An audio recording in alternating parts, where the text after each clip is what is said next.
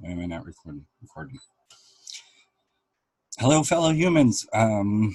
This is Christy Abbey, and I have with me the formerly known as SJWdebates, although he's still known by that on Twitter. The now known as Jangles Science Lab, but he's not known by that on Twitter. Biomechanics, studying everything in the human universe. And just an all-around interesting fellow. We're going to call him Justin for the evening. I think that would be good. I think that works. You know, it is my name, so keep things consistent. Keep things simple. Absolutely. Yeah. Well, first question out of the box is an easy one. Since you do a lot of research, I'm a transgender woman. According to the studies, that's an actual thing, right?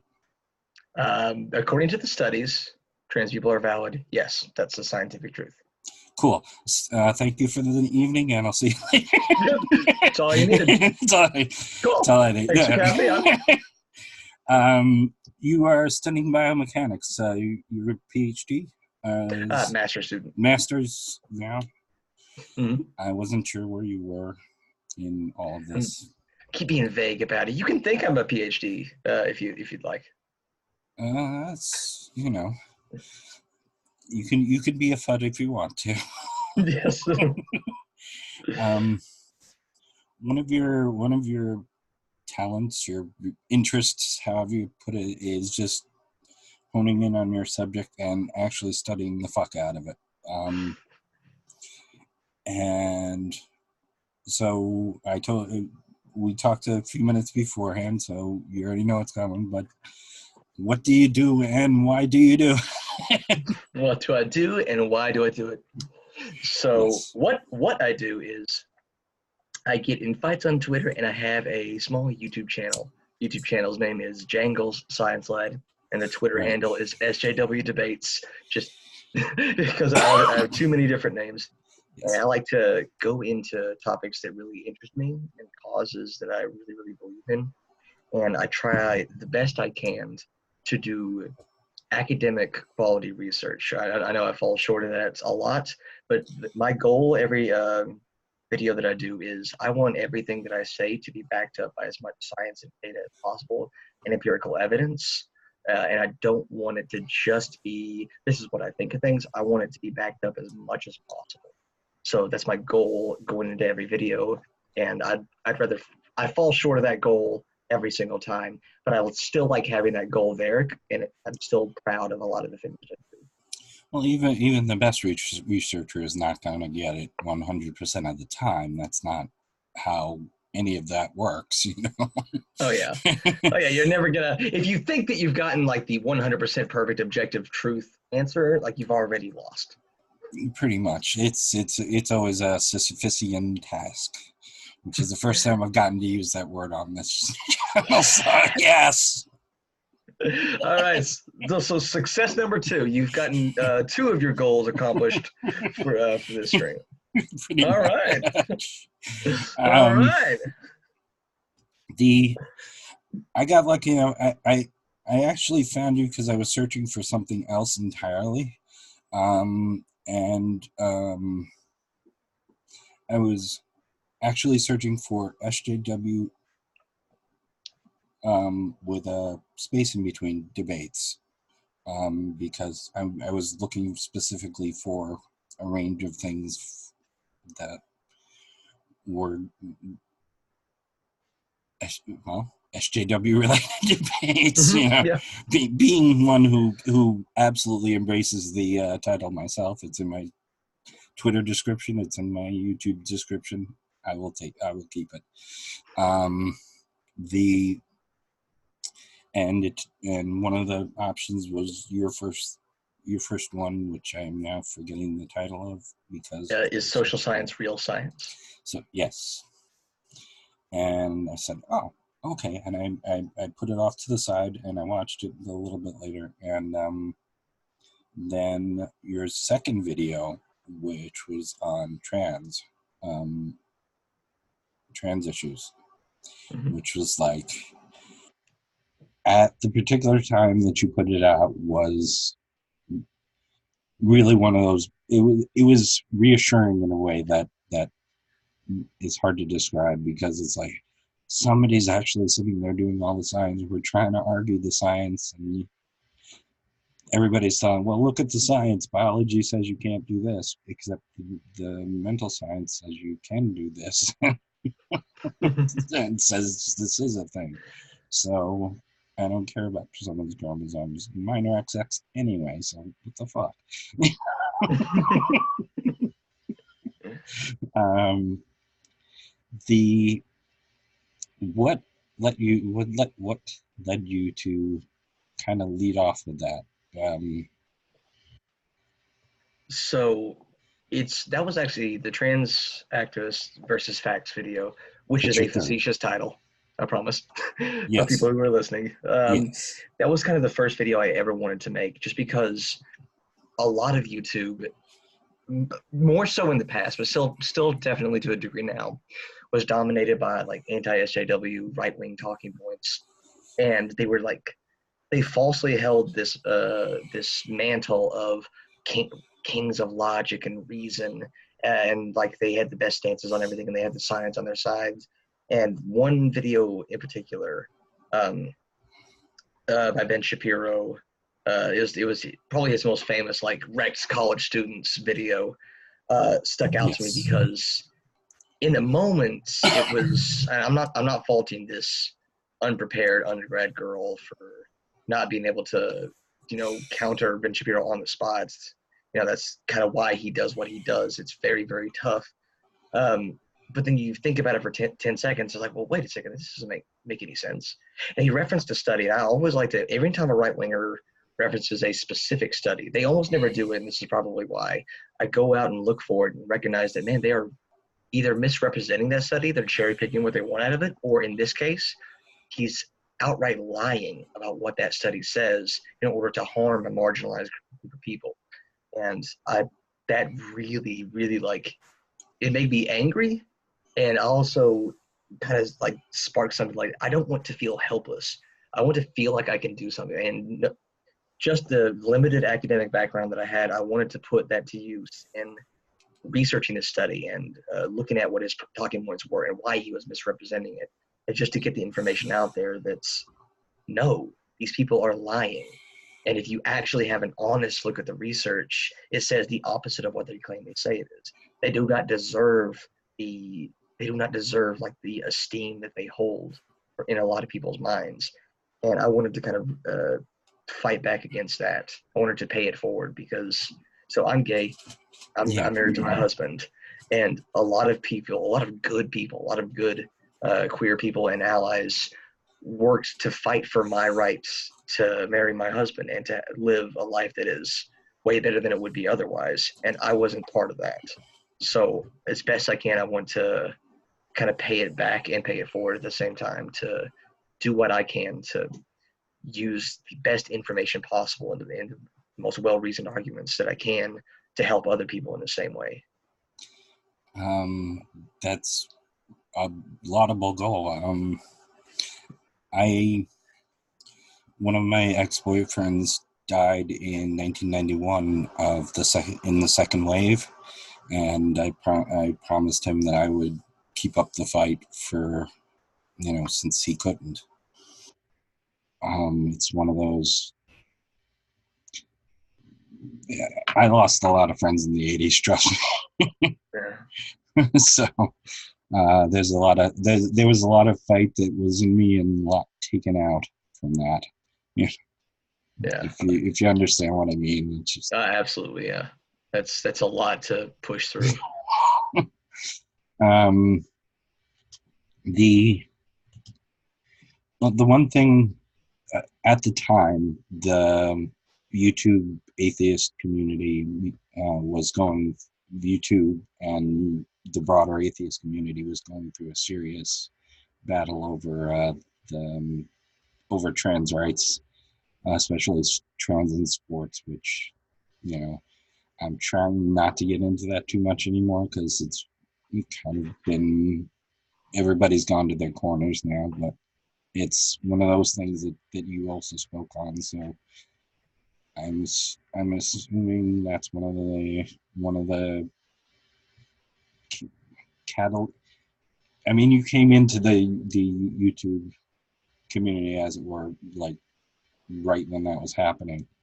So I don't know if that was at all in your head. It was in my head a little bit, and especially because I am in a related field.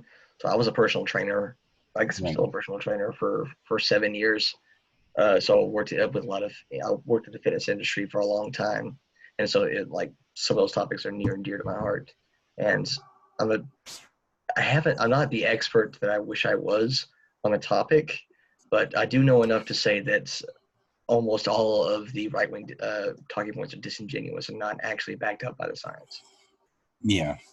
And when you're talking about the Ben Shapiro videos, that's the "Why Aren't You 61?" Yeah. Okay, just double checking. Because why aren't you 60?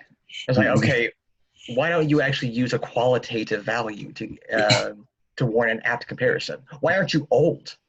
Well, I don't know. Old's kind of subjective, right? I kind of feel old because I'm a 29-year-old on a college campus. I feel old in that circumstance. I feel young. Yeah. I feel younger in other circumstances. It kind of depends, right? It's almost like that this value, this word, this qualitative word that we're using to describe ourselves is contingent upon social norms and context. Absolutely. See, my simple answer would be, "Why aren't you 60?" The Mesopotamians. That's What? it's, Mesopotamians. Thank it's you for that. Yeah. Another strategy would be like, I am 60. Just say, yeah, I am 60. yeah. What? How are you gonna prove? How are you gonna prove me otherwise? Oh, what? Just because I don't look like it? How are you sure? Are you sure? Have you checked my birth certificate? Have you checked my driver's license? Have you carbon dated me? You don't know. You're relying on me to tell you. Yeah. Just just cut them in half and count the rings. Yeah, cut me in half, count the ranks. Exactly. Not my joke, as I'm sure you know. Actually, no, that's the first time I've heard that one. I like that one. Oh, Monty Python, actually. Monty Python is one of those things that I always mean to devote a weekend to binge watching all of the Monty Python skits or all the good ones. And that weekend is always in the future. It never seems to quite make it to the present. Oh, it's on. If you really want to know the exact source, because I remember stupid shit like this. Okay. We're a lot alike in this. I have way too much information in my head. It's on Monty Python's previous record, it's called. Monty Python's previous record? Yes. Oh, that's actually... I actually love that title. All right, I have to see it. It's album audio. Okay. It's the third album, or I'm not that one. That one I don't know because I don't know the running order. Just one of those silly things. No, that's cool. All right. Well, we've two things I need to do. I need to do.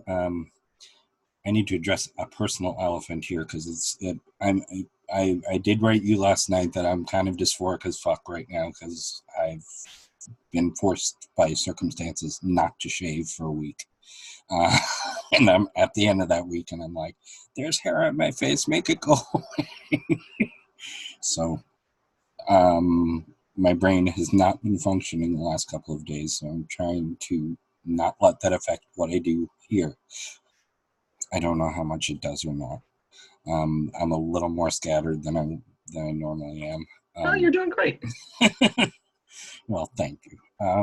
But I also, as I was saying before, I do want to thank you for doing the trans activism because that is something that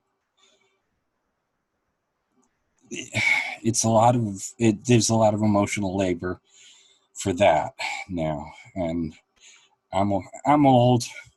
I'm almost Ben Shapiro's obviously perfect age. And only trans presenting as for the last year and a half or so. And it's because I was a coward for a long time. I shouldn't say it that way. That's not it. I know what you mean. Yeah, it takes a ton of bravery. So no, you're not a coward. Well, yeah, I hate the brave speech, but I get why it exists, because it's you are also a musician, so you may or may not get this. I came out on stage. Nice. Oh, that's awesome. I got invited to do an LGBT show, and I decided, okay, I'm going to dress for it. And when people ask, I'm dressed where you can kind of not know one way or the other. And then when people ask, what are you doing here? I'm like, just wait. Just wait. And I don't know. What was coming out for you? Because you said late 20s, right? Yeah, I'm 29. 29, right? Because of what was coming out for you? So I grew up in a pretty conservative family. I grew up in Eastern Kentucky, a very rural part of Eastern Kentucky. Very, very conservative. Very the only gay boys in my school. One of them, both of them had bad experiences. I'll leave it at that. They're alive. They're fine. Good. But yeah, they had bad experiences, and that's what I kind of thought it was in store for me if I came out. But if that was growing up, and then my senior year of high school, it was a very weird coincidence that my two best friends, one was the trumpet player above me, one was the trumpet player below me, so a guy and a girl, both of them came out to me as gay at the same time. And it was like, oh, well, shit, I guess I got to do it now. It's pretty much the word. So it was a huge process, because like it was hard enough admitting it to yourself, but when like when you're like the two people closest to you come out, it kind of forces you to be it forces you to be a little bit braver, or at least it did for me. It's like, I can't sit here, and now that they've told me this, I feel like I'm lying to them for every day that I don't say something. And so after working up the courage for like 3 days of thinking about nothing but that, I just kind of whispered to one of them, "Me too," and then like ran away. Wow. So that was my extremely brave story of coming out. And I think for most people, you have two coming outs. One is, well, three really. One's to yourself.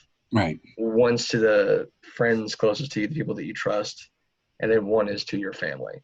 Now, sometimes the second two, the 2 and 3, sometimes that's the same person or same group, but for a lot of people it isn't, especially if you grow up in an environment like I did.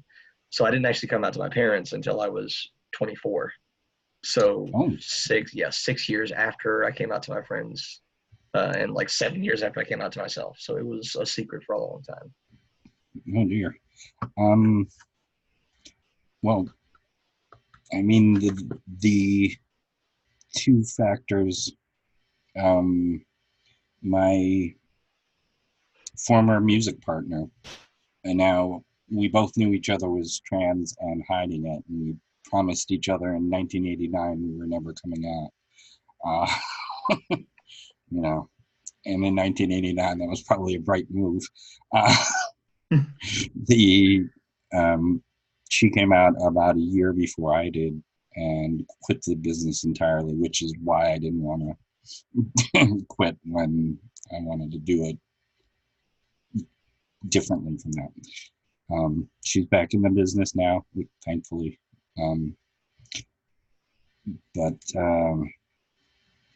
So then then I dated briefly a trans person, and the same week my child came out as trans. So it's like, okay, I don't think I have much of an option here, and this, it was just gonna go. I have 15 different stories on how I came out and why, because you have 15 different stories on how you came out and why, really. Yeah. It's like one for every stage. Yeah, pretty much. How I put it yesterday is a totally different thing from my friend Alice Ashton is who I talked to yesterday, and that's being posted tomorrow. You're being posted on Friday. We're talking on Monday. So, okay, everybody got the timeline straight. Yes. It's very Avengers Endgame there. She said I said the one thing she never told me was that I would be coming out all the time. It would be a constant thing. Yeah, like I'm still coming out. That's like every time, like I wear my wedding ring, obviously, and every time someone asks me, "Oh, what does your wife do?" Fuck, I do it again. So mostly I'm like, before I answer that, who did you vote for in the last election?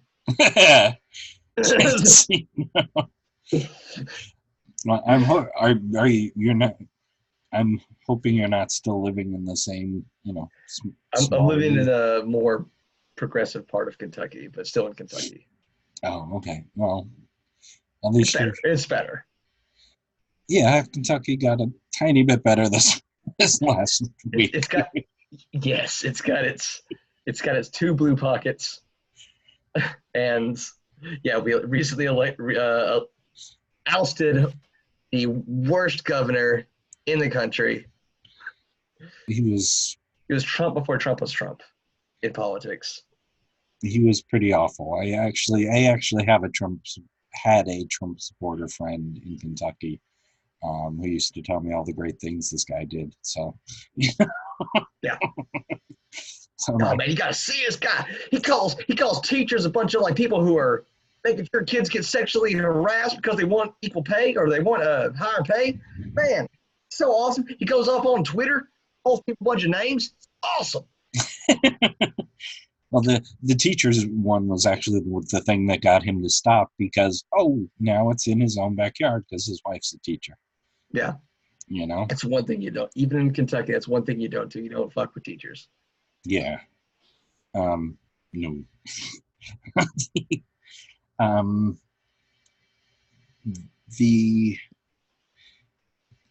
Well, I don't want to talk too much about the coming out process. I mean, it's okay. It's a thing.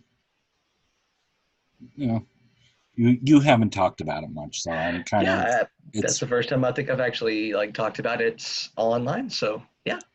Oh, okay. So, I have a silly question because this is one of those things I was advised early on and realized it's a truism. So, does your husband watch your stuff? I ask him for feedback on early versions of it a lot, but he usually needs some distance before he'll watch it because a lot of my stuff is for him tough to watch. Yeah.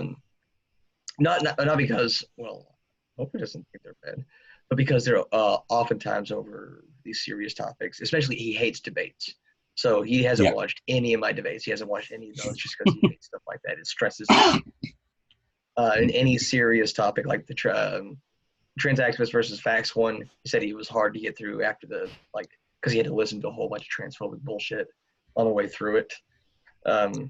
Yeah. The Littman study, he hasn't watched that one yet. He wants some distance, and we've had some personal things that add stressors to our lives, so we've been kind of putting that off for a little while. I ask him for a lot of feedback because he's crazy intelligent, a very, very, very good writer. So I ask him for a lot of feedback on how things are structured and if my wording makes sense and things like that. Yeah. One of the pieces of advice I got was don't expect family or very close friends to watch your stuff. Period. Yeah. Just don't expect it. It's not going to happen. I think that's actually pretty true. Like none of my friends have really watched what I do. Well, a few of them have. But I realize I'm very, very self-conscious. Like, hey, what do you do in your free time? YouTube. Oh, you watch a lot of YouTube? Yes, and awesome. Well, yeah, in the olden days when things were wild, it still has the reputation. It's not, people don't see it as something you can do very seriously. Yeah, I never saw myself making YouTube videos ever. Because I bought into that bad reputation. It was honored from the get-go. But I mean, you're making things, and it's really, really fun. It's a really good creative outlet, and since it is like the third biggest website in the world, am I remembering that correctly? It seems right. Facebook is the first. YouTube, I think, is the second. Yeah. Yeah. A lot of people are going, like, there's the potential to make a small impact doing anything. Like if one or two people like change their opinion based on a video or a debate that I do, it's all been worth it. So. Well, yeah, that's where I came back during the contretemps just to another word to check off my list.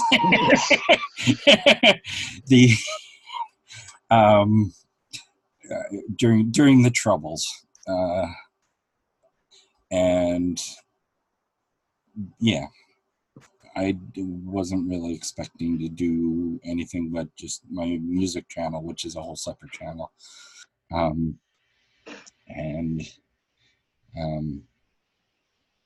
I said I just have to stand up for my people, my tribe. There you go. There you go. I mean, and gay, and the LGBTQ plus. I'm just, I'm trying. Yeah, we appreciate you trying. Like every voice is helping us out. Well, it's helping me out. It's a place for me to bitch about stuff too. There you go. Yeah, it's a two-way street. Like you got to get out a lot of like the feelings and stuff that you have, and you get to do like productive work that you're proud of, and you get to make something at the end of the day. And also, people are going to listen and benefit from it. So it's a two-way street. Oh, hopefully, again, there's 100 people now, so hopefully 100 people, watch your stuff and watch Justin's stuff. It's pretty amazing. Well, thank you very much. Don't get your hopes too high, but I appreciate it. I'm very. I'm a fan. I'm fanboying. I'm fanboying. I just misgendered myself. I'm fangirl.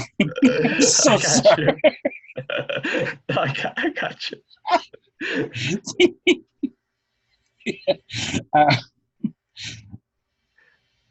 So prepping for a debate.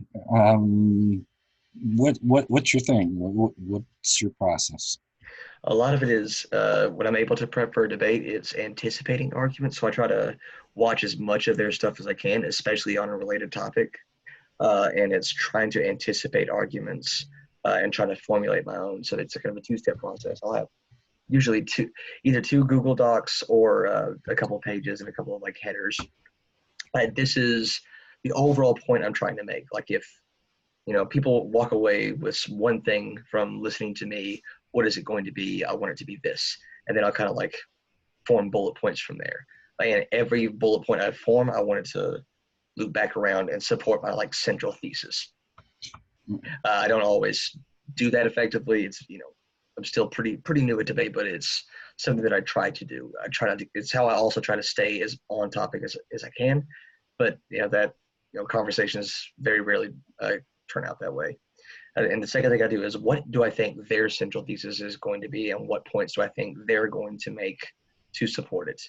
And so a lot of it, I've read a few books on debate and argument and rhetoric and things like that, and it's attack and defense. How can I attack their central thesis, and how can I attack all the supporting premises they have for that, and also can I make my arguments as bulletproof as possible? Well, to put it to go to one of the places where that fell apart, to say the least. To say the least. That's just what I try to do. Sometimes it doesn't go that way. You had Count Dankula on, and you that did not go the way you expected. That was pretty obvious. It was an exhausting conversation. Always listening back to it, I'm always amazed at like how I was anticipating it because you saw how I try to anticipate things. Yeah. And I was just wildly off of how he was going to come into that conversation. I was wildly off. I'm always curious to hear like what other people think of that one, because I'm not sure how to take it. I don't know what I could have done differently. I just know that, obviously you could always do better. I don't know, but I have no idea how to gauge how that went. You did fine. He didn't understand what was going on. He was smoking weed the entire time. I think the last 2 hours were like swaying in his chair. He actually got his stream taken off of DLive. He was streaming at the same time, and he got the stream taken down by his like manager because he was smoking weed on camera. Oh, I didn't. I only saw the half with you and the audio with him. So. Oh yeah, I wanted to go back and watch his stream because I want a little self-flagellation. I wanted to read the comments about what they were saying about me, and I couldn't do it. Oh dear. Probably for the best. Well, you've done a couple of things on deconstructing humor. So now, with the one alleged debate, we'll just call it that. Alleged debate, yeah. And your own video on the benign violation theory. Yes. See, I told you, I'm a little off center, right? Okay. Benign violation, which is essentially one of the two modes of constructing humor. There's also the just wordplay, which is something I'm particularly partial to puns. So I'm a big fan of puns. The benign violation theory is basically you have a social norm and you take a slightest whack at it, and people aren't expecting it. The one thing I found kind of interesting is because this is something I learned in like ancient neuroscience, because that was my field of study. Don't ask me too much about it because it was kind of new then. Well, not. The the screens were bad back then. It's not all splitting the brain into nice little colorful spots. The registration of the violation as a form of fear response or shock. I mean, where he got it right is shock, but he didn't understand or didn't appear to understand. I'm giving him the benefit of the doubt here. Where the shock comes from. That's the. I can at least tell you you're right. You know? Oh yeah. Well, thanks for that. But yeah. And I've been getting into it a little bit with him recently too. I would love to have a round 2 of that, and I think that might be set up maybe soon. I'd love to do it again. And now that we kind of have hashed out a lot of the, I guess we know where we stand a little bit better. Yeah. Yeah.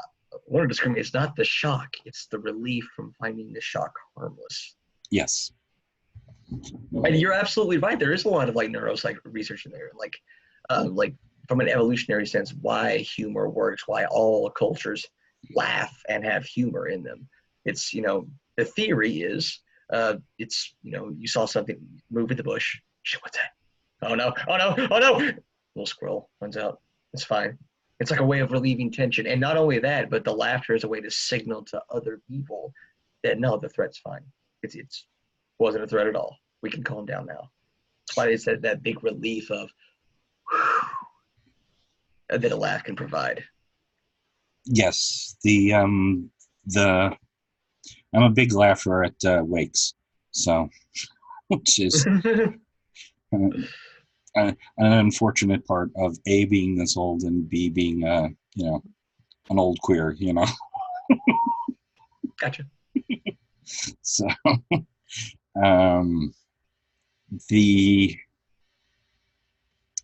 I mentioned before, there was on Friday there was a Colbert joke. It was either Thursday or Friday of last week. It was a Colbert joke, which was on whether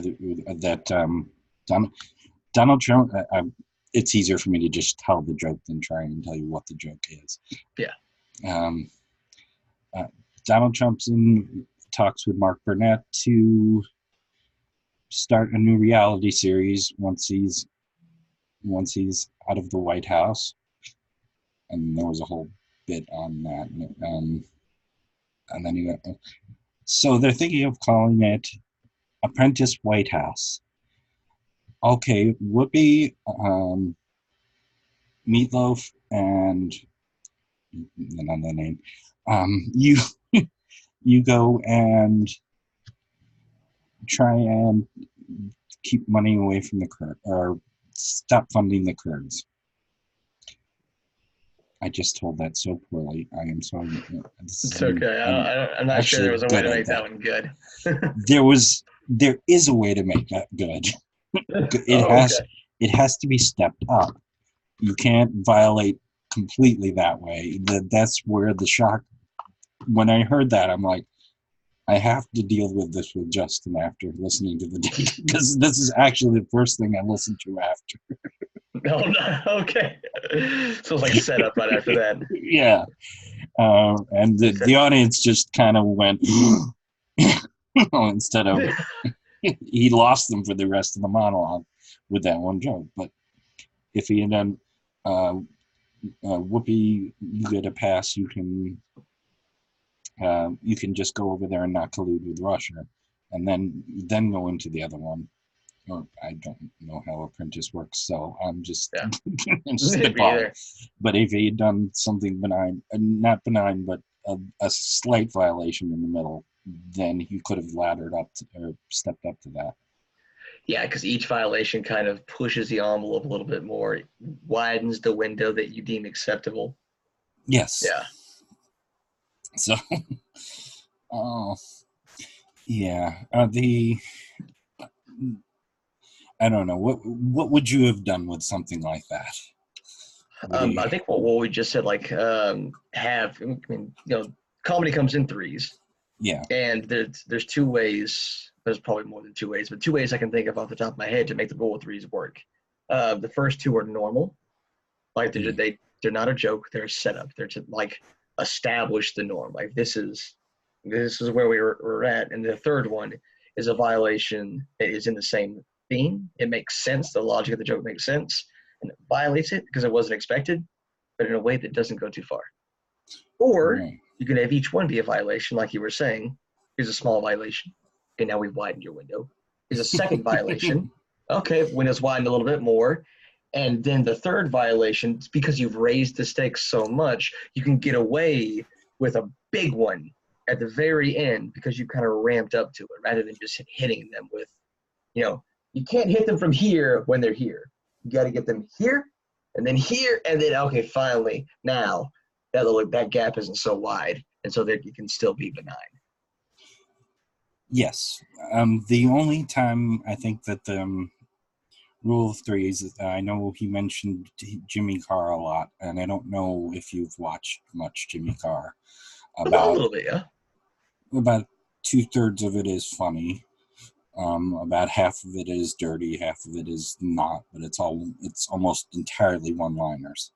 So one-liners, it has to do set up punchline immediately. The classic "Take my wife, please." Mm-hmm. Take my wife, please. Sorry.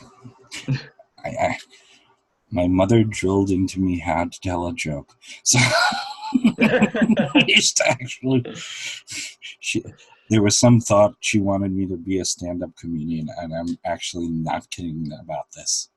That's okay. That's awesome. I love stand-up so much. It's my favorite art form. Have you, just on the side then, have you ever actually tried it? It's on my bucket list. I have a couple books on stand-up comedy. I've played with writing routines a little bit in the past, workshopped a little bit, but it's hard to find time at the moment. But in the future, definitely want to try it. Oh, I absolutely do it at least once. It's glorious. If you've ever been on stage, you've been on stage. So. At least, yes. I haven't asked anything about your music stuff, so let's wander there. Okay, let's wander there. It's just a hobby. Back when I was working 2 jobs and actually making money, I got a ukulele after plunking around on one at a friend's house. I had fun. I annoyed my husband to death. I had a lot of fun with it, and then it eventually got out of hand, and I have every instrument under the sun, every string instrument under the sun. I was in band in high school. I really loved music. I was a trumpet player. And then it just morphed into, I really like playing and singing for fun. I'm not very good at either one of them, but that's not the point. It's fun. It's cathartic to sing this stuff. It's fun learning a new skill. It's fun, like, getting better at something. Yes. And, yeah, I got in touch with my roots a little bit. So not all of Kentucky is bad. We have some really good music. Yeah, the Kentucky bluegrass is well worth the time. Oh yeah, I love bluegrass music. It's probably my favorite genre. Like, I got a banjo. I play the banjo a little bit. I have a fiddle. You don't want to hear me play the fiddle. When the other writer and the other songwriter in my band decided she wanted to learn Kentucky bluegrass, so I basically started pulling instruments out of my closet to hand her. Here's my mandolin, here's my violin. There you go. I got them all. Got the mandolin, and it's a fiddle. I got a fiddle. I don't have a violin, I have a fiddle. Oh, well. Because it, the difference is it doesn't have strings, it has strings. Yes. Dumb joke. It has to be told though. Mandolin, fiddle. I got a guitar, not a guitar. I got a guitar. Got a banjo, and I got a bass ukulele that sounds like an upright bass. So I got the full band. Oh, nice, actually. Yeah. That's what I did when back when I had two jobs. I bought a cheap version of every instrument under the sun, and I don't have friends. I have a few, but it's hard to get adult friends together to play, so I just play by myself, play everything. No, I just kept playing on stage solo until someone wanted to play with me. You know? Nice. Well, what do you play primarily? My sometimes girlfriend calls it prog punk. Prog punk. Okay. Yeah, because I've got a lot of prog influence and a lot of emo influence, and I do a lot of slow songs. Slow and extremely complicated things, because I do not like doing the same thing twice. So unless it's a series of songs, I'll do suites, which is also unusual for punk and not so much for prog. Sweets. Nice. It's really cool. I'm gonna have to listen to some of your music after this. Oh God, the stuff that's online is almost entirely just first time through demos. So it's a little bit embarrassing. I'm going to start actually cleaning up some of that stuff. It adds character. Yeah, I like to do the videos just the first time. Okay, I'll play it through once, and then I'll go, okay, turn on the camera, let's see what we get. And then I'll be forced to tighten it up, or in a couple of cases, completely mangle it. And then it just goes up as is, whatever happened. Do you get through 90% of the song, and then you like forget which chord you're supposed to be on and have to do the whole thing over? Does that ever happen? I just changed the chord. Oh, okay. I'm writing the songs, and that's what I did. The one that's on this channel, the last one that's on this channel, not on my other channel, is called Identity, and the reversion to G, the reversion to G in the chorus was not supposed to happen. I just fucked up, so I just left. Guess it's G now. I guess it's G now, so it is now G. Just making happy little G's. Yeah, that's my songwriting process is not hugely difficult. I have an idea, I sit on it for a week or so, and then I just go.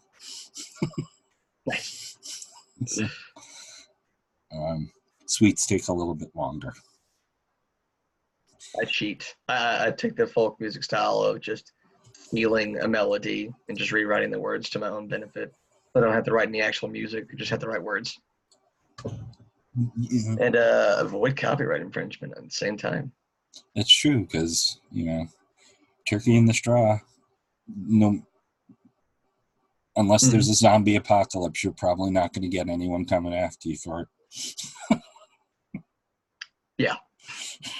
Not for copyright anyway, maybe just to get you to stop.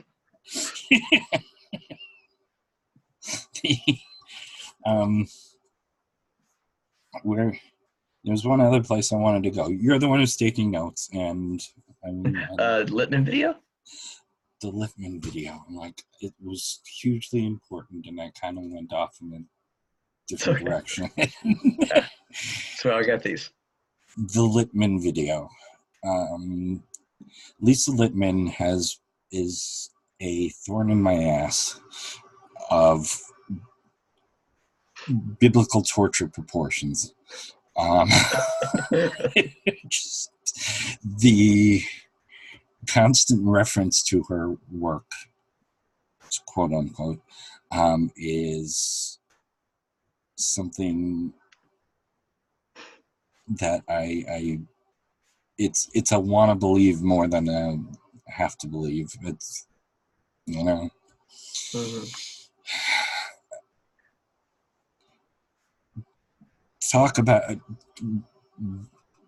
why did you go to that thing, and what did you get out of it? I mean, So what I got out of it was a really, really, really good friend. So I had a debate oh. with I had a debate with Brian Edward, one of the leaders, one of the organizers of MythCon. I think it's MythCon, Milwaukee. Yeah. One of those organizers. I had a debate with him, and I forgot how it came up, but the Littman study came up. I think he called it the Brown study because she works. She's employed at Brown. Employed. She's a professor at Brown. She's a University. professor. Yes. Yeah, and it came up, and I vaguely heard of it, and I was like Googling it as he was talking, and I couldn't refute it super well. Afterwards, person named Economy Breakfast is their Twitter handle. Yes. Got in contact with me and said, "Hey, I actually I heard that I know a lot about that study, and I would love to talk to you about the study." And it turned into this back and forth, and then eventually I asked, "Hey, I kind of want to make a video on this. There's a lot of information here. Do you want to do all the work for me and all of the research, and I'll take all the credit?" It's basically how it went down. I really want people to know that it would not have happened without him. So Economy Breakfast was instrumental in making that. Yeah. Economy Breakfast is a seriously sharp dude. I just started following him on Twitter recently, so Go follow Economy Breakfast. Yes, I absolutely do this, and it was, strangely enough, it was not long before you made the video, so I'm like, oh, cool, but he didn't promote it, which is unfortunate, because the Littman study, because it's kind of a circle jerk in the way it informs other studies, or informs articles about the study, mm-hmm. That's why I say it's a thorn. It gets brought up all the time. And one of the things that you two didn't put in, which is one of the things I'm like, this is not something you would think of off the top of your head, but since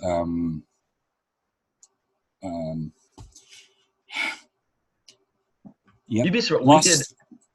Sorry, go ahead.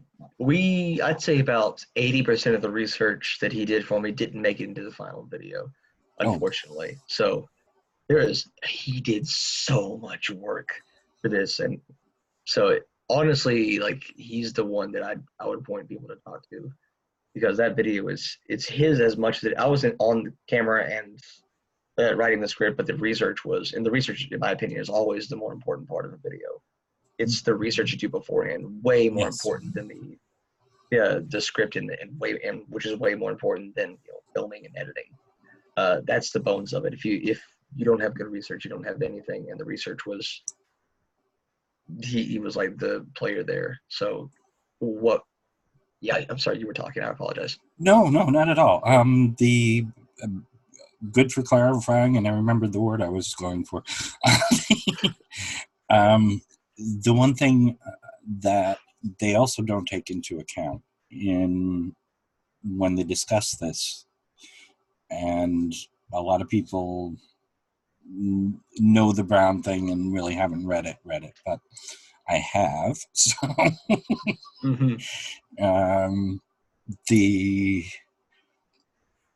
any kind of longitudinal study is going to have a cutoff point. So it cannot take into account anybody who transitions after the study. So I have at least 5 or 6 friends who, just on the parameters of what people think that study is, would count as desisters, who are my sisters now. If you'll pardon the I gotcha. terrible, terrible pun.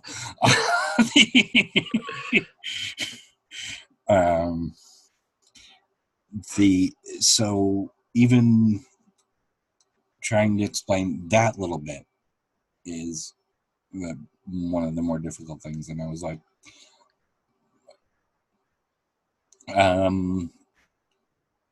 when you're reading, when you hit a longitudinal study, is that one of the?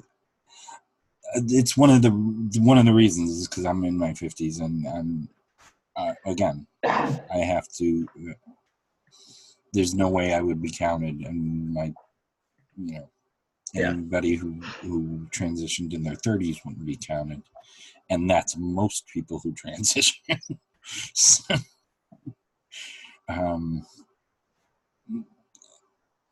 what did you find like particularly galling about when you looked at all of this? When I looked at all this, the first, like a lot of things, this was such a poorly done study. Not only was the study poorly done, and poorly done studies get published all the time. So, yeah. It was a lot of the press releases around it. Like, she had to have known how the study was going to be taken. And I got a lot of people saying that I can't assume her motivations. No, of course I'm not going to know anybody's motivations, but the hypotheses that she came up with at the end, she came up with 2 hypotheses at the end of her paper. Yes, excuse me.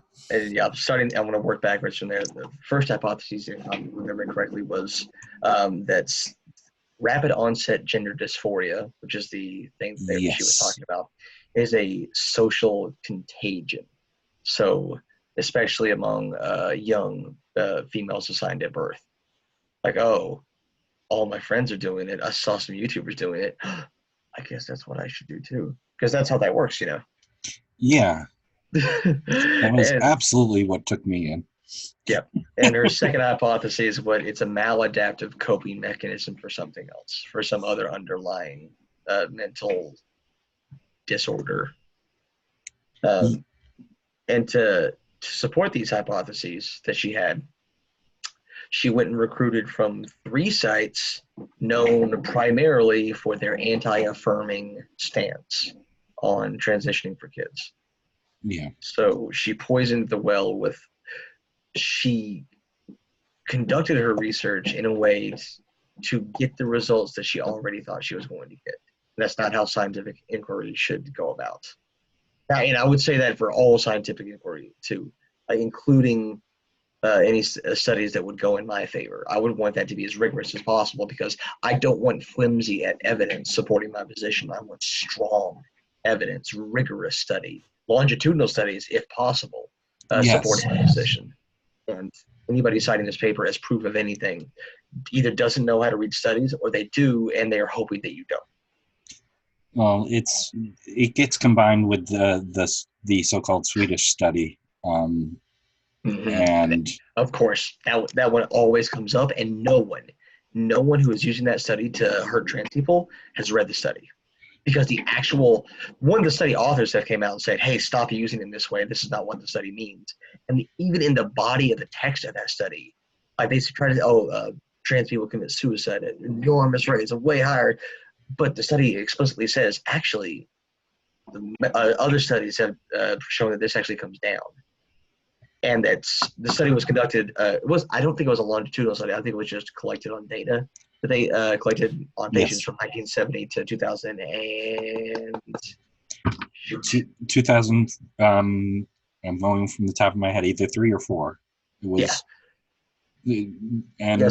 where it wasn't safe to come out at all. Yeah, they said that cultural attitudes in Sweden are really supportive of trans people, and even then, it's still okay. They weren't supportive in 1975 or 1980. In fact, they cite another study in the Sweden study that says that's the case. That actually societal attitudes have changed pretty dramatically recently in recent years. So it's like, they're supportive now. It's like if you said like. It's so easy to be gay in America, and yet gay people are doing so bad. Look at this study from 1943. Pretty much. So I always look, because they have 3 studies that they bring up, that the transfers like to bring up, and they bring them up always the same time. They bring up the same 3 studies in same context, and they never get any of them right. None of them have read any of the studies that they use to try to hurt trans people. And that, in addition to the being shitty to people, it's the dishonesty and the lack of scientific knowledge that angers me. Was the third one is the older CDC study, or So we got the Littman study, the Sweden study, and 41%. The 41%. Yeah, where they got that, where Ben Shapiro could not read the title of that study. That's what got me. He couldn't read he didn't read the title of that study, and then still tried to use it to hurt trans people. Yeah. So that was actually the study that started my entire YouTube career. Seeing him be that exactly wrong about a study, and he's the highest intellectual mind on the right, and he didn't read the title of the study. Yeah, it's the lifetime suicide attempts. Let's see. Yep, Williams Institute, the UCLA. Yeah, again, one of those things where I would be counted amongst that data. Am I going to commit suicide now? The chances of it are pretty fucking low. Which is good to hear. If you had caught me a year and a half ago, the chances were pretty fucking high. That was, dysphoria is a very strange bitch. I hate to use the word, but it's, Yeah, very much so. And yeah, you would count as a yes in that study, but transitioning, correct me if I'm wrong, seems to have helped, right? Yes. I did have I did have a half-assed attempt the day I got approved for hormones because I was so scared. But again, half-assed attempt, and I'm here, so yeah, we're glad you're still here. Thank you. So yeah, since hormones, it's oh yeah, this is so nice. This is just the best. This is how I wanna. This is how I always knew I was meant to feel. If that makes any sense. It does very much so. I'm glad that you're living the life that you have always wanted. So I'm happy for you. Oh sure. Thank you. I appreciate it. That's There's not much I can say to that. It's kind of it's okay. It's one of those things. I don't know what to say to it because I don't think I had a choice. It was either this or dead. So I'm an atheist. So I'm an atheist who smokes. So bad, but.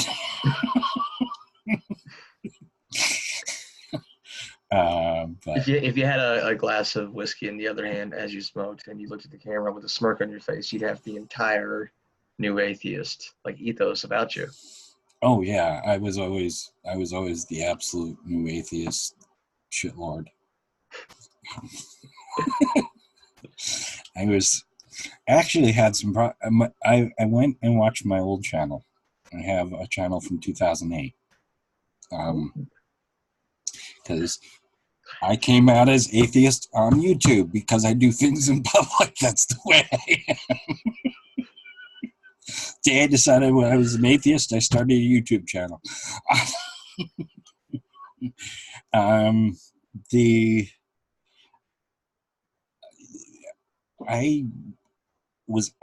had trouble because the new atheist thing was starting to get really kind of toxic very quickly, which was rather sad. I'm old enough to remember a lot of the early atheist YouTube stuff, and how that kind of went, the split that was starting to go off. Yeah, Rebecca Watson told somebody at a convention, or said during a convention, "Hey guys, don't hit on girls who are alone in elevators." And at 3 a.m, and for some reason, that was a shitstorm. Yep. You never know what sets things off. The video we were talking about earlier, which I won't repeat the name, and I've been careful not to repeat, but we all know what we're talking about. Yeah. Why did that set off the chain reaction it did? The trans women in sports thing. Oh yeah. Why did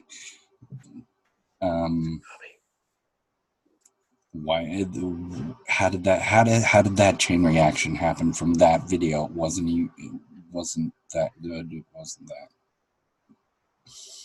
interesting. I can't just try to jump up on the lap and missed. I'm fine. I'm sorry, what were you saying? I have cats.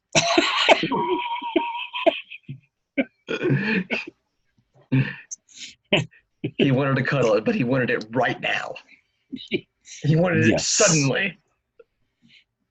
Yes, I have a large cat that likes that too, which is why I was making sure my door was closed.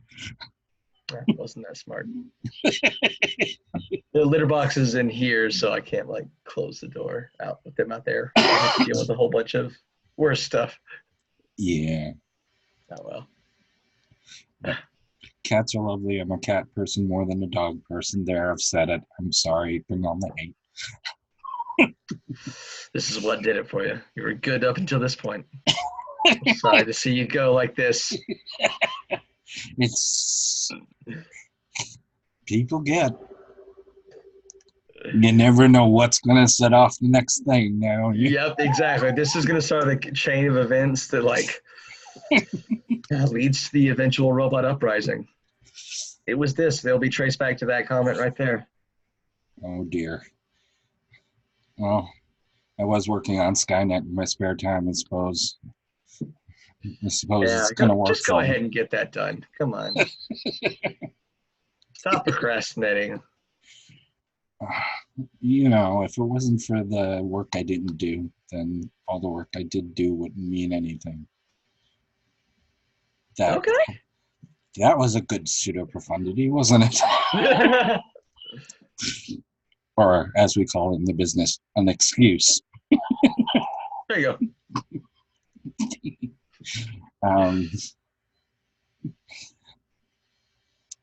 I want to go. I got way off track on the studies thing, on the trio of studies. Oh yeah, the trio of studies. Yeah. Littman, Sweden, and the Williams Institute study. Yes. Are brought up a lot, and just a little bit of digging into those. Or you watch my 2 videos on trans rights, and you'll see one of them's just about one study, and the other video is highlighting the other studies that like to pop up. I went through 11 desistance studies. If you see studies on desistance, I will bet you money they come from James Cantor. It'll be a blog post on sexology.org, and you'll see 11 studies. I went through all of them. Yes. Maybe 2 of them are actually on the thing that he says they are. 7 of them are conducted before 1984. Yes. 7 out of the 11 are conducted before 1984. And most of them are on gay kids, not trans kids. Yes. You're giving a better benefit of the doubt than I do, because I'll go with 1 on that. But yeah.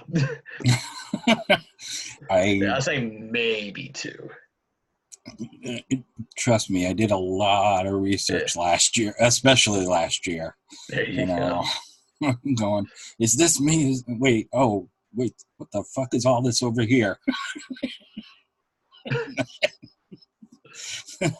Then I read all of that, because But the neurology studies work for me too. Although people on our side get those wrong as well. How to tell what the median is, and median versus average versus yeah.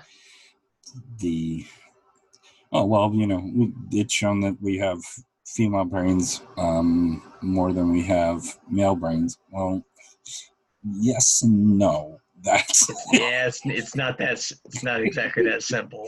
Yeah, exactly. It tends more towards, because those are two, I'm going to use the wrong word here, histograms. No.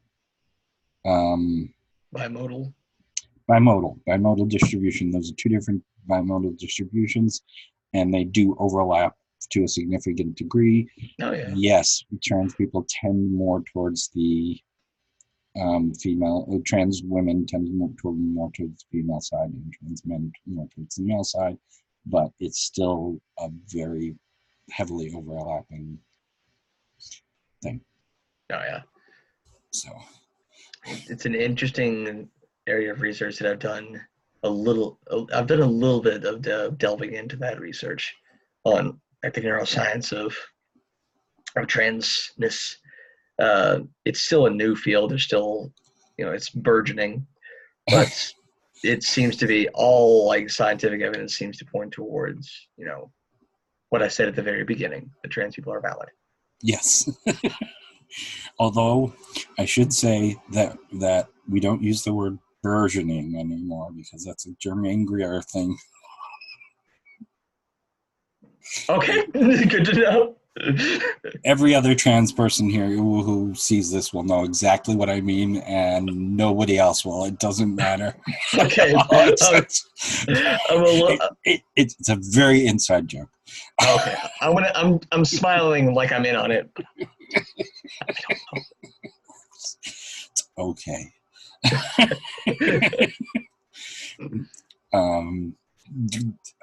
Now I feel like I have to explain, because it's one of those, I can't leave something unexplained. It's against my nature. Okay, let's get the secret. She did an introduction to one of her books. Basically used burgeoning as a she was read by a trans person and used the word burgeoning as an insult to trans people, and it's a really strange thing. It's the way, I can't even remember the sentence because it was used so weirdly. Yeah, I'm trying to link burgeoning. It's all the trans people. There's got to be a few steps in between, right? Yes, there are, but they're not nice. But they're not nice. Okay. So good to know. It's one of those things. Every educated trans person, I just said that, knows this thing. Natalie ContraPoints brought it up in one of actually read the whole bit in one of her videos. That's where I think I'm like getting an inkling of. Was the like autogynephilia one? Yes. Yes. Okay. I thought it was like ringing a very, very quiet bell. Yeah, it's right. Yeah. Cool. But it's one of those.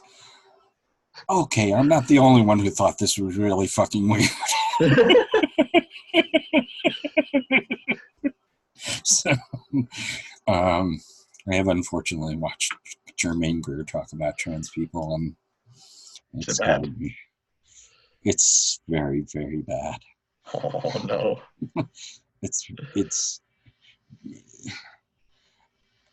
She's to me, Germaine Greer is such an icon, that when she started being openly anti-trans, it was disappointing. it's like finding out Gloria Steinem is anti-trans, which she's not. She's, she's cool with this.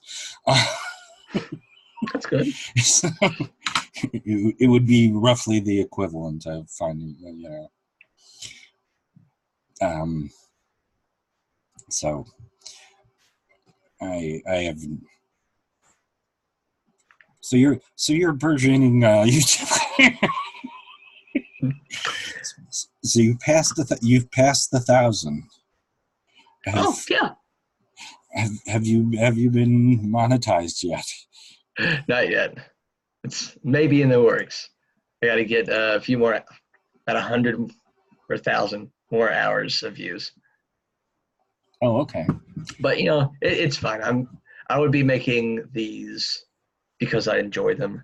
I like doing the research for them. I honestly get as much or more satisfaction, and I put as much or more work into these videos than I do my schoolwork, because I get a lot of satisfaction from making something. Yeah. So it was never it'd be really, really cool if this was like a side gig that I made money off of. But that was like, it'd be cool. It's not the goal. Oh, I think it is nice. Somebody sent me money for a new mic, which was necessary, and I bought a mic with it. So, oh yeah. Oh yeah. I got a pretty nice microphone that I probably shouldn't have spent money on. I have a nice webcam that I probably shouldn't have spent money on. But it's fun. It's a really fun hobby.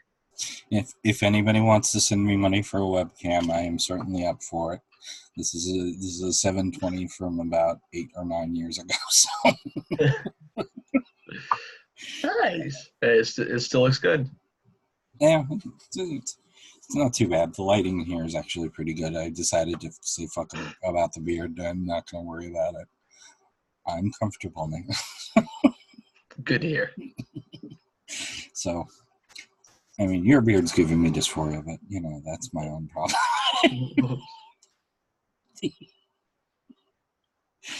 I'm joking, Okay, I got you.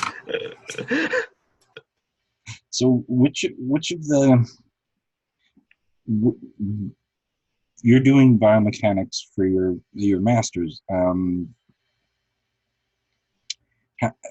Has the argumentation of YouTube helped you with your argumentation there? Yes. Oh, absolutely. They fed off of each other. Because I approach YouTube video essays like I approach assignments, like with the same rigor in mind. I want to make really, really cogent arguments that would pass muster if they were being graded. And likewise from that, that's presenting in front of the camera. So I have teaching experience. So that's what I actually want to do for a real job, is teach. So I have some teaching experience, and that kind of feeds that being on camera, trying to make a compelling argument, trying to be entertaining, trying to make something that someone would want to listen to and watch, has helped me give presentations in school. It's helped me get up in front of people and talk a little bit more, because I'm very introverted and shy in real life. Yes. But it's helped me not get over it, but develop that skill. So they fed into each other quite a bit, and I see a lot of overlap in between them.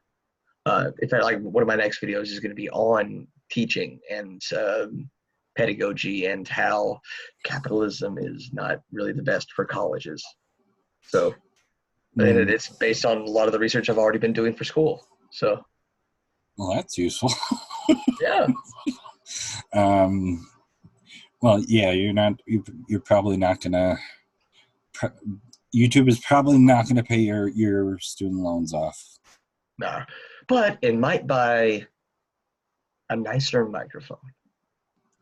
Yeah, that's what I got out of it. There you go. And might buy me a nice pair of pants. And I've got a Patreon patron, which you should go support her. Go.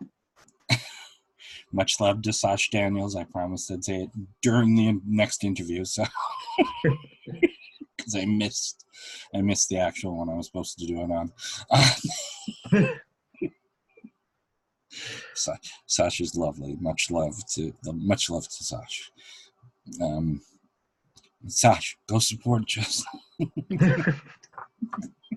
Support everybody. Actually, I think they already do, but I couldn't be sure. You don't have a Patreon, do you? Yeah. You do. Mm-hmm. Then have you got people coming at you? Yeah, I got a few. Well, that's good. I got enough to cover all the people who I am a patron of. It's a better way to say that. So yeah. So most of the money that I get on Patreon goes to supporting other people. But still, that's really cool. I like that model.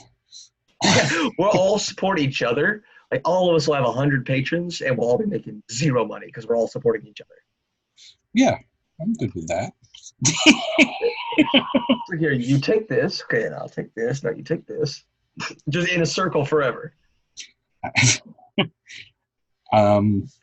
Yeah, I sadly one of the problems with coming out was my income plummeted, and so I was patron to 8 different people, and damn, right out from under. Yeah. And 2 big ones, but mostly I tried to go with smaller. And when I did $15 because she needed it, that kind of thing. But yeah, I'm not expecting money from YouTube either, which is fine because that's not what I'm doing it either. I initially wanted to do what you're doing, and I realized I do not have the patience to do it. So I wound up, okay, I want to meet people who I think whose company I enjoy in the Twitterverse or in the comment sections and stuff, or whose videos I enjoy. I want to meet those people and people, talk to people who have supported me through a lot of crap, and supported me mentally through a lot of crap, whether they knew it or not. That includes you. That's really, really good to hear. I was very much looking forward to actually meeting you. You're exactly what I expected, so that's good. That's good. Okay, that's a good thing. That didn't meet expectations. I mean, although you do need to shut me up more.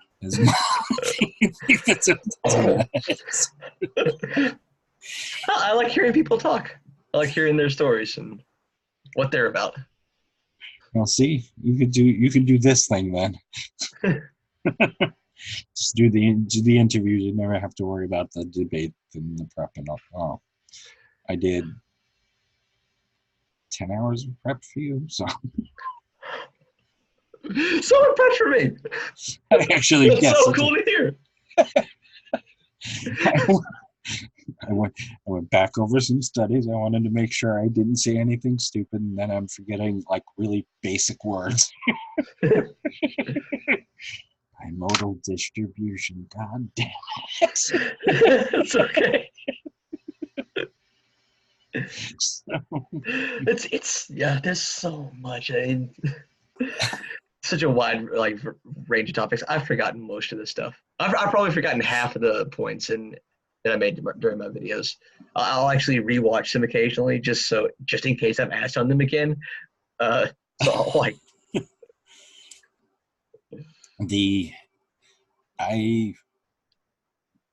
last week was the first time I watched one of mine back. I since they go up unedited, I've had to edit one sentence out of one video because somebody accidentally was outed, which no, and it was it was not the person's fault. It's one of those I don't think either of us realized at the time the person wasn't out.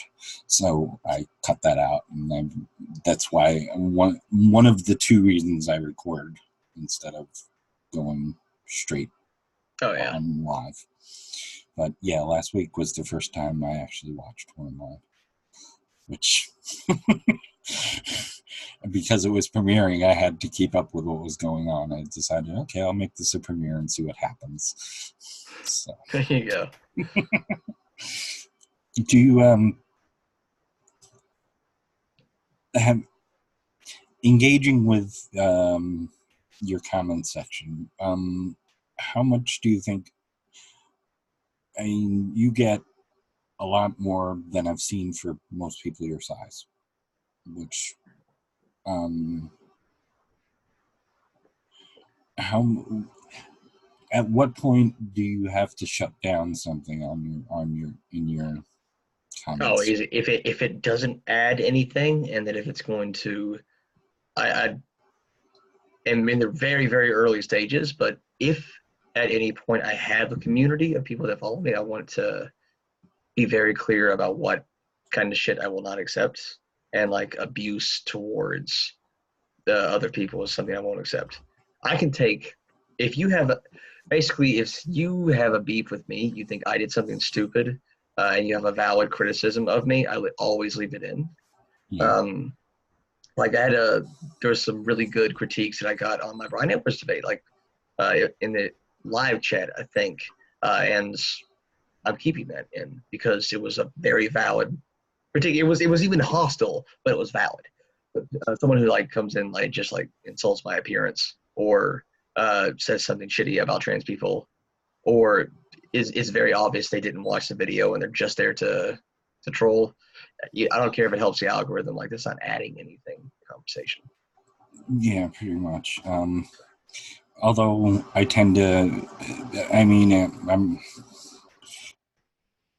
I learned in my old channel to deal with odd or insulting comments in a way that shuts it down in a fashion where it looks like I'm okay with what they said, but I'm not. And if you read to the end of the sentence, you'll find that.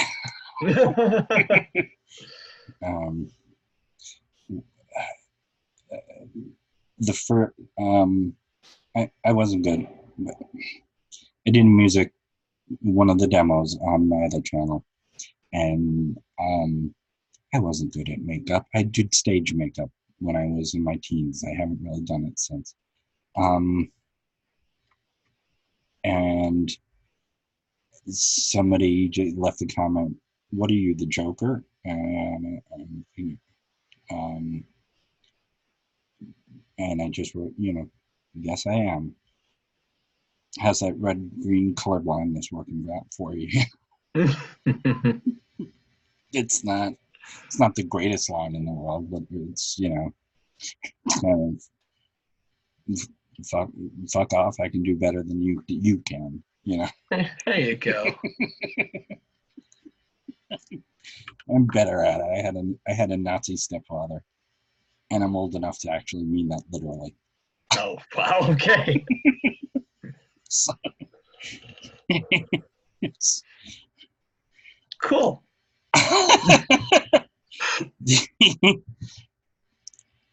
Although the first person to figure out I was trans, and strangely okay with it. Huh. He was not okay with me having a black boyfriend. He was okay with me being a girl. I guess I wouldn't even try to make sense of it. He's dead now, and I'm okay with that too. So.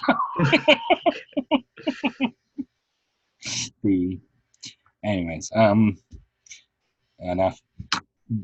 Little bits of my family history get doled out because if I throw it out all at once, everybody goes, what? So you got the actual Nazi part. So. Very, very cool. All right.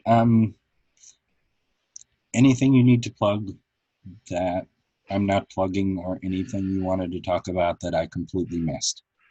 No, you've been awesome. I had a lot of fun talking to you. Now, channel is Jangles Science Lad. And if you want to hear me talk about trans rights or comedy or science, I have a series on science called 5 and 5 where I go over 5 studies on a given topic. I seriously dig the 5 and 5, just so you know. And one of these Well, days you'll edit it to. One of these days you'll actually get it down to 5. I'm sure. Yes, what was someday. The very last one that I did, it actually got under 5 minutes. It was because I was just like knocked it out in probably a day. So yes. Yeah, those are fun. If you want to hear me talk about that, that's the channel. And if you want to hear maybe very lazy and mostly just retweet cool people and occasionally try to be funny on Twitter, you can hit me at SJWdebates. And other than that, I had a lot of fun. Thank you for doing 10 hours of prep for me. I did 10 hours of prep. I didn't want to be caught short. That is so cool. Intimidating. Yeah, well, there's a slight intimidation factor with the amount of work you put into yours, because I most of the people I've had on, I know to some extent and have known to some extent for a while. I've just kind of gotten to know a little bit recently, on Twitter and in the comments section. And I am very, very glad to have gotten to know you. Before we go, I have to do the YouTube prayer. If you like this, please consider giving it a like. Consider subscribing. Hit the bell if you want notifications. There's a PayPal and a Patreon down below. And of course, one more shout out to Daniels, who... Okay, you gotta be a little loud so it actually switches off to your screen. I always watch. I saw that. Do it. Do it. So I will. Yes. God. I ruined the YouTube prayer. I'm sorry. No, I got through it. It's fine. And my own thing to everybody is, you have value. Your words have value, and your life has value. And thank you to Justin for being on. So thank you so much, Fritzy, for having me on. Okay.